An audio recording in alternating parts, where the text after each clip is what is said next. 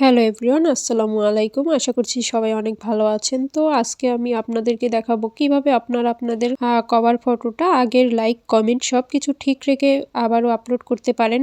পাশাপাশি আরও একটা সেটিংস দেখাবো, কারণ অনেকে চায় যে আমার কভার ফটোটা কারো সামনে না যাক, এই কভার ফটোটা অনলি মি করে রাখতে চায়। তো এই দুইটা সেটিংস আপনারা এক ভিডিওতেই পেয়ে যাবেন। তো দেখুন, সর্বপ্রথম আপনারা আপনাদের আইডিতে চলে আসবেন। তো আইডিতে আসার পরে এই যে দেখতে পাচ্ছেন যে কভার ফটো, এইখানে হচ্ছে আপনারা ক্লিক করে দিবেন।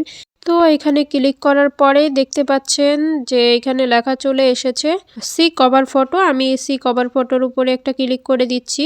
তো আমার এখানে যে কভার ফটোটা শো করতেছে, আপনি চাইলে এই যে এরকম লাইক, কমেন্ট সব ঠিক রেখে কিন্তু আবারও আপলোড করতে পারবেন। তো আমি এখন ব্যাকে চলে যাচ্ছি। দেখুন দেখুন এখন হচ্ছে আমি কভার ফটো এই যে এখানে আবারও ক্লিক করে দিচ্ছি। তো এখানে ক্লিক করার পরে দেখতে পাচ্ছেন এইখানে এই যে এই লেখাটা শো করতেছে চুজ কভার ফটো, এটার উপরে আমি ক্লিক করে দিচ্ছি। তো এইটার উপরে ক্লিক করার পরেই দেখুন এরকমটা শো করবে। তো এখানে দেখতে পাচ্ছেন আপলোডস, এর পাশে লেখা রয়েছে অ্যালবামস, এটার উপরে ক্লিক করে দিলাম। তো অ্যালবামসের উপরে ক্লিক করার পরে এখানে দেখতে পাচ্ছেন কভার ফটোস, এই যে যেখানে লেখা আছে কভার ফটোস, এইখান থেকেই আপনার দিতে হবে।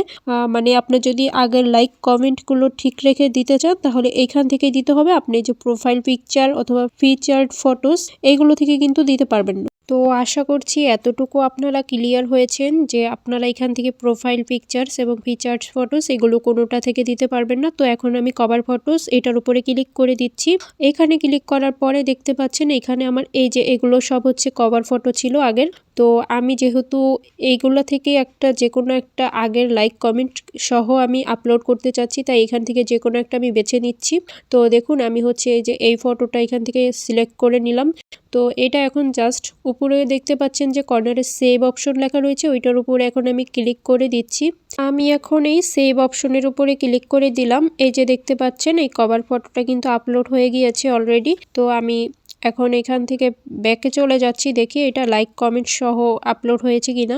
এই যে দেখতে পাচ্ছেন এটা কিন্তু আমার সামনে চলে এসেছে অলরেডি। এই যে জাস্ট নাও লেখা দেখতে পাচ্ছেন, এটা কিন্তু এইমাত্রই আপলোড হলো, কিন্তু এটা কিন্তু হচ্ছে একদম আগের লাইক, কমেন্ট সব কিছু কিন্তু শো করতেছে। আপনারা দেখতেই পাচ্ছেন এই যে আগের যে 39টা লাইক ছিল এবং 6টা কমেন্ট ছিল, এগুলো কিন্তু শো করতেছে। তো আপনারা চাইলে এইভাবে আগের যে কোনো একটা কভার ফটো আপলোড করতে পারেন লাইক, কমেন্ট সহ।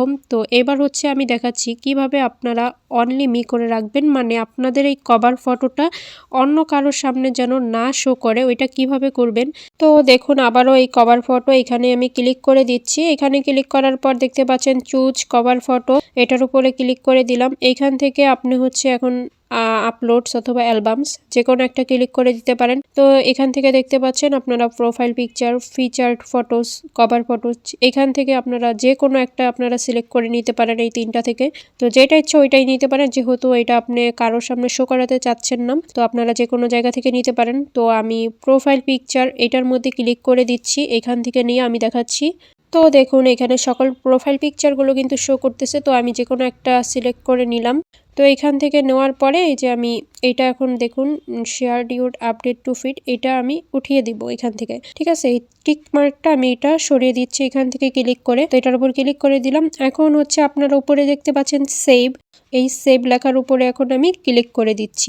এই সেভের ওপর ক্লিক করার পরে দেখতে পাচ্ছেন আমার কভার ফটোটা কিন্তু আপলোড হয়ে গিয়েছে, কিন্তু এটা কারোর সামনে আর শো করবে না। তো এই যে দেখতে পাচ্ছেন জাস্ট নাও লেখা রয়েছে, কিন্তু এটা কারোর সামনে শো করবে না। আমি একটু দেখাচ্ছি আপনাদেরকে স্ক্রল করে, দেখুন আমার এখানে কিন্তু এই কভার ফটোটা নেই। তো এটা কিন্তু ওইখানে যদি কেউ ক্লিক করে ঢুকে তাহলে দেখতে পারবে, এছাড়া কারো সামনে কিন্তু এটা যাবে না। যারা অনলি মি করে রাখতে চান তারা এভাবেই করতে পারেন। আর এই যে আমি আমার কভার ফটোটা আবারও চেঞ্জ করে দিলাম, কারণ আমি ওই কভার ফটোটা রাখতে চাচ্ছি না। এটা কিন্তু আমি এইমাত্রই চেঞ্জ করে নিয়েছি। তো নিচে স্ক্রল করলে দেখতে পাবেন যে এটা এইমাত্র আমি আগের লাইক, কমেন্ট সহ এইমাত্র আপলোড করেছি। এই যে দেখতে পাচ্ছেন আগের লাইক, কমেন্ট কিন্তু সবই ঠিক রয়েছে। তো যাই হোক, আশা করছি ভিডিওটা ভালো লেগেছে।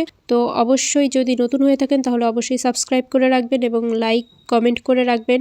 আর যারা অলরেডি করে রেখেছেন সাবস্ক্রাইব, তাদেরকে অসংখ্য ধন্যবাদ। অবশ্যই পেজ থেকে দেখলে পেজটাও ফলো দিয়ে রাখবেন। সবাই ভালো থাকবেন, আল্লাহ হাফিজ।